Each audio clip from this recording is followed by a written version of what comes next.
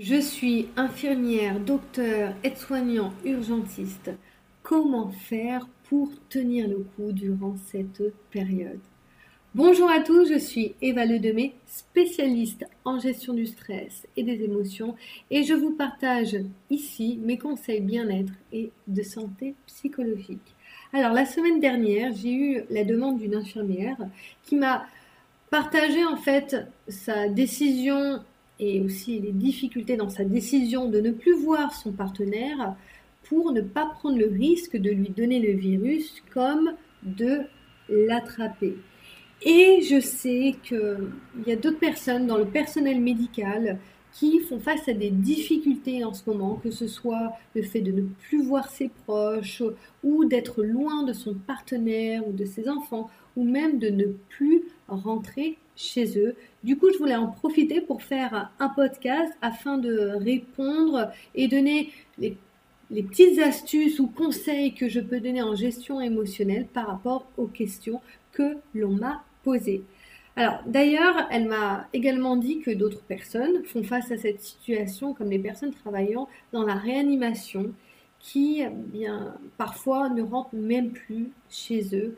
Alors, elle m'a demandé des conseils pour supporter le manque et d'autres questions auxquelles je vais répondre petit à petit dans ce podcast du mieux que je peux.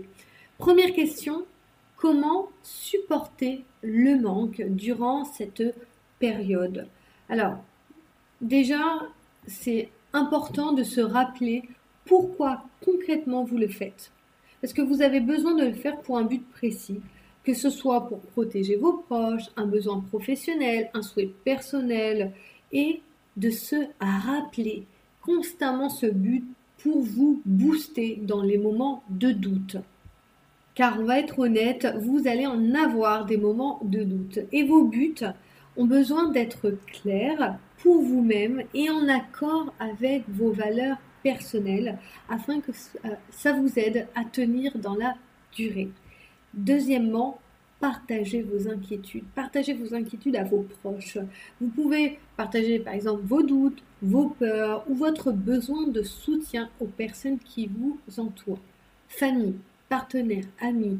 N'oubliez pas, on a beau se sentir fort et on a quand même besoin des uns et des autres que ce soit, quel que soit en fait votre métier, même si vous êtes déjà dans le don, quand on travaille dans le social ou dans le médical, on va souvent se sentir, oui, mais je peux le faire, je n'ai pas besoin des autres. Mais si, on a besoin des autres et vous aussi, et surtout dans cette période. Donc, n'hésitez pas à partager vos inquiétudes. Troisièmement, si vous êtes en couple, ne jouez pas les invincibles parce que ça ne tient jamais longtemps. Même si vous voulez conserver au maximum votre relation, on va dire loin de ce moment difficile, vous êtes, et ça je le dis souvent dans le couple, vous êtes et restez une équipe. Et dans une équipe, on se soutient, même et surtout quand l'un des partenaires fait face à des obstacles.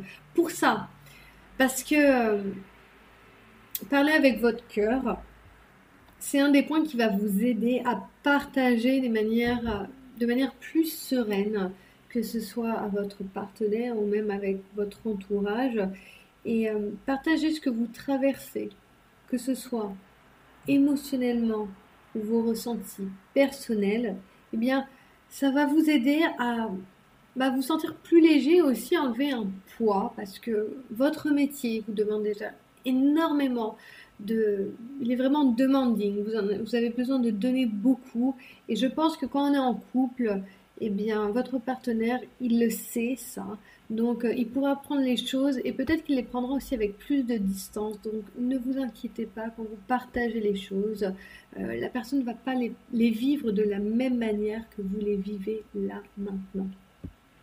Alors la deuxième question, comment faire face quand c'est difficile? Alors cette question elle a été posée plus sur le point de vue de relation de couple. Mon premier point c'est d'essayer de les préparer au maximum en amont. Donc préparer ces moments difficiles qui risquent d'arriver avant.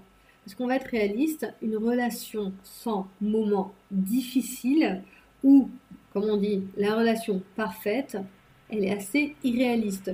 Mais du coup, vous pouvez préparer ces obstacles pour mieux les gérer. D'ailleurs, moi j'avais fait un podcast que vous pouvez retrouver sur la gestion des conflits dans le couple. Ça peut aussi vous inspirer. En couple, moi je vous conseille vraiment d'essayer de voir ensemble les difficultés qu'il est possible que vous traversez, d'avoir une discussion calme au téléphone ou en visio, où vous pourrez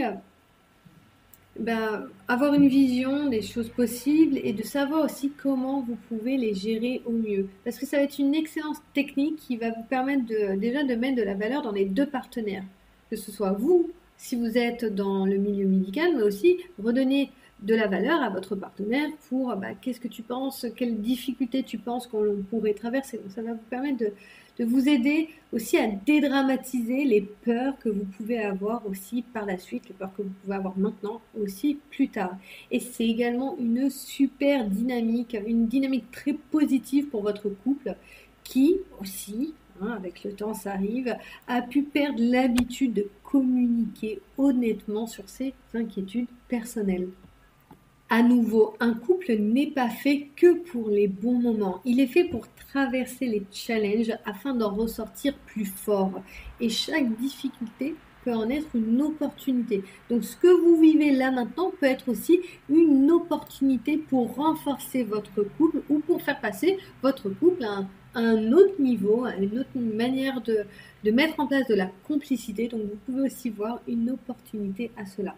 Alors pour les couples avec enfants, c'est la même dynamique, mais là, il va falloir prendre en considération la famille et les singularités de chacun.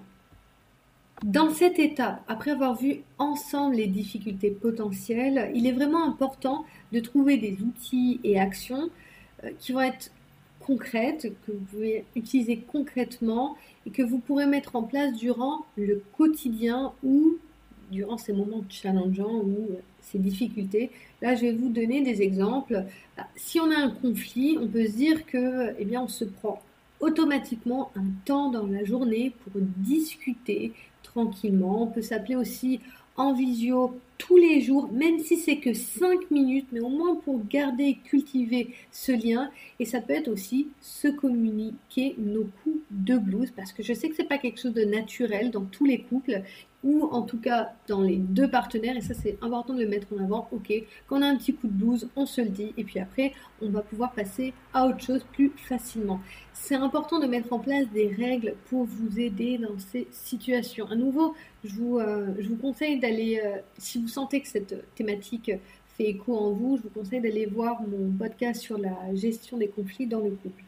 Alors, la troisième question, c'est on me juge sur ma décision de garder la distance avec mon partenaire ou ma famille.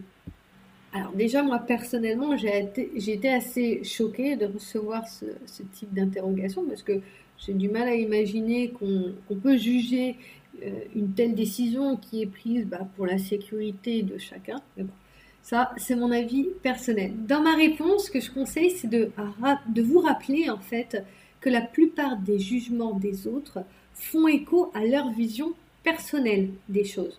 Donc, peut-être que eux, s'ils étaient à votre place, ils ne seraient simplement pas capables de faire ce que vous faites, de mettre ces distances, ou peut-être que les personnes qui vous jugent, ils s'inquiètent peut-être de l'impact que ça peut avoir sur vous, donc peut-être qu'ils vous font part de leur inquiétude vis-à-vis de ça. Alors, le tout, pour moi, c'est, comme je l'ai dit au début, c'est de revenir à votre pourquoi. Le pourquoi de vos décisions, et ça vous appartient à vous. Et quand c'est quelque chose qui nous appartient à nous, c'est sûr qu'il y a des personnes ça va plaire et à des personnes ça va déplaire. Donc, si les autres vous jugent, revenez à vous et à vos objectifs, comme je l'ai indiqué dans la première question.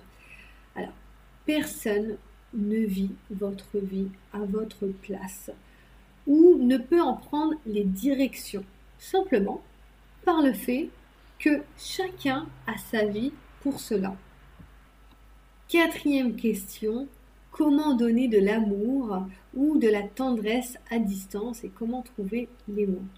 Alors moi j'ai un petit truc qui peut paraître simple, c'est une petite réflexion qui peut vous aider. C'est demandez-vous qu'est-ce qui rend heureux ou heureuse mon partenaire. Alors j'avoue que dit comme ça me paraît pas si simple. Mais il y a bien des petites attentions qui donnent le sourire à votre partenaire, si vous creusez un petit peu. Alors ça peut être par un message vidéo, une petite surprise livrée par Amazon, un message, une pensée particulière. Il y a plein d'autres choses sur lesquelles vous pouvez creuser quand vous allez sur ce sujet. Et donc, vous allez voir que si vous cultivez des détails, même petits, et bien dans ces situations parfois complexes, ça vaut de l'or. Et là, je vous ai parlé pour le couple, mais c'est la même chose pour la famille, sauf que ça va être dans une version, on va dire, plus familiale pour tous ces petits détails. Le tout, c'est de redonner de la valeur à vos proches et de la valeur d'une autre manière. Eh bien, certaines, c'est clair, ça va pas valoir la présence physique, mais je peux vous assurer que ces petites actions, ça va vous faire du bien autant à vous qu'à vos proches. Et dans ces moments-là, c'est une richesse incroyable. Et également, comme je dis, dans le fait que cela, ça va être aussi un moteur pour vous et pour votre bien-être. Et c'est clair qu'entre vous et moi, vous allez en avoir besoin. 6e question que j'ai eue, comment rester positif et garder le moral? Alors si vous êtes seul, vous allez avoir besoin, vous devez organiser votre vie autrement. Et si en plus vous travaillez dans le monde médical, à l'heure actuelle, il va falloir rajouter du PEPS dans vos moments de repos. Alors moi j'ai une petite astuce, c'est vous faites une liste de toutes les choses que vous aimeriez faire, même les choses hors confinement, et vous les nuancez pour les rendre, on va dire, plus réalistes dans votre quotidien. Je vais vous donner des exemples. Par exemple, vous voulez vous mettre au sport, à la danse, au dessin, à la musique. Eh bien, Internet vous offre des tutos, des vidéos à suivre par milliers. Moi, j'en ai déjà fait l'expérience en confinement. Eh bien, le sport, on en trouve partout et on pourrait avoir une vidéo différente par jour.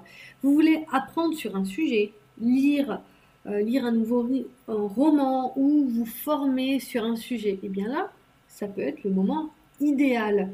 De plus, si vous avez toujours voulu vous créer une nouvelle routine ou habitude, que ce soit alimentaire ou personnelle, eh bien pareil, ça peut être aussi une opportunité que vous êtes en train de vivre là maintenant.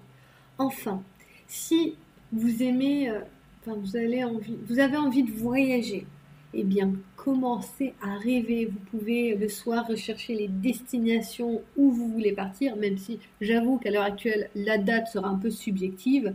Mais en faisant ça, et puis aussi en le partageant par exemple à votre partenaire ou à la personne avec qui vous voulez partir, vous allez amener un petit peu de voyage, vous allez préparer votre voyage et puis vous allez le partager à deux. Donc ça, c'est des petites choses toutes bêtes, mais comme je le dis dans les vacances, la préparation des vacances, c'est aussi commencer déjà à partir en vacances.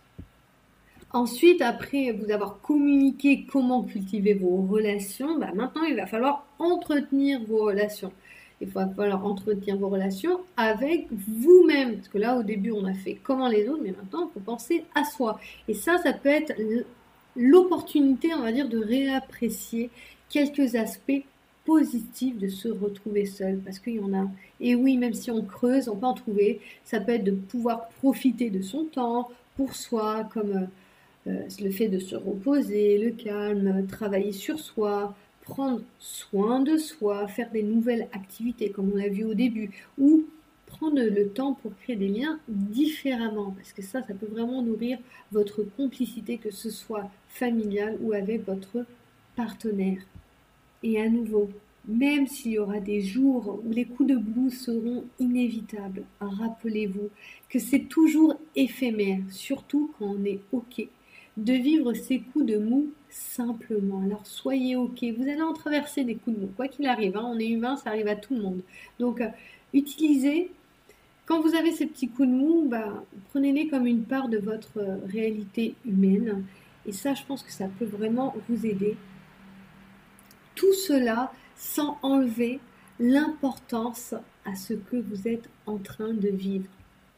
car là, vous êtes en train de relever un nouveau défi, un défi important, un défi de la vie, auquel vous pouvez en sortir encore plus fort, que ce soit personnellement ou dans vos relations. D'ailleurs, je vous y encourage fortement. J'espère que ça a pu vous aider. C'était mes petits conseils, mais par rapport à mon expérience que j'ai dans mes accompagnements. Et d'ailleurs, j'ai écrit ce texte pour le personnel médical, mais ça peut aussi se reporter à toutes les personnes ou tous les autres métiers qui vivent ces difficultés ou ces situations à l'heure actuelle, bien sûr. Et je voulais en profiter, moi, pour vous dire personnellement un grand merci. Je sais que le monde médical n'a pas été mis en valeur depuis longtemps et que j'espère, hein, on ne sait pas comment ça va se passer par la suite, que vous allez être mis en valeur. Il y a plein de belles actions qui se fait tous les soirs, je sais, aux fenêtres avec les applaudissements. Et moi, j'essaie de faire ma petite part aussi comme ça et j'espère vraiment que vous allez être pris en compte et que les choses vont évoluer positivement pour vous. Un grand merci à tout le personnel médical. Merci aussi à vous pour votre écoute. C'était un plaisir de partager avec vous. Si vous voulez retrouver toutes mes informations, que ce soit au travers de tous mes autres contenus, vidéos, infographies, articles, vous n'avez plus qu'à écrire Eva Ledemay sur Google. Vous allez retrouver mon site internet, mais aussi tous mes contenus, que ce soit sur Instagram, LinkedIn, TikTok, Facebook, YouTube. Et je vous remercie à tous de votre écoute et je vous dis à bientôt.